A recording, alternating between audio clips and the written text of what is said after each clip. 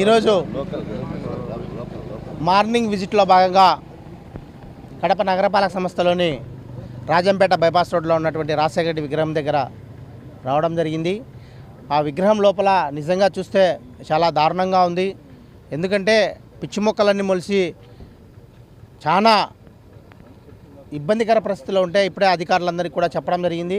ఆడ ఉన్నటువంటి దాన్ని కూడా మొత్తం క్లీన్ చేసి ఈరోజు సాయంత్రం లోపల రేపటికల్లా దాన్ని క్లీన్ చేసి ఆ ల్యాడర్ కూడా మనుషులు పైకి ఎక్కుతుంటే ఆ పైకి ఎక్కే కాడ ల్యాడర్ ఇంకొకటి స్టెప్ వేసే విధంగా వాళ్ళకి అధికారులను ఆదేశించడం జరిగింది.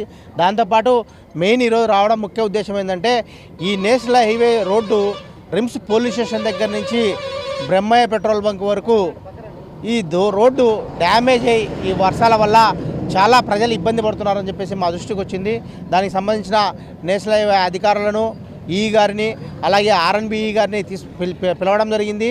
మా మున్సిపల్ అధికారులతో పాటు వాళ్ళందరికీ కూడా ఇవన్నీ పూర్తిగా పరిశీలించి ఖచ్చితంగా దీనికి వాళ్ళు 22 కోట్ల రూపాయలతో మెయింటెనెన్స్ వర్క్స్ ఆల్రెడీ శాంక్షన్కి పంపించారు. అది 1 మంత్ లోపల కంప్లీట్ అవుతుందని చెప్పడం జరిగింది. అంత లోపల ఇమీడియట్లీగా ఏవైతే పెద్ద గుంతలు ఉన్నాయో వాటన్నీ కూడా ఈ వారం లోపల అన్నీ కూడా పూడ్చే విధంగా వాళ్ళకు కూడా సూచన చేయడం జరిగింది. తప్పకుండా ఈ వారం రోజుల్లో ఈ గుంతలన్నీ కూడా పూడ్చే కార్యక్రమం చేస్తామని చెప్పేసి వాళ్ళు తెలియజేయడం జరిగింది.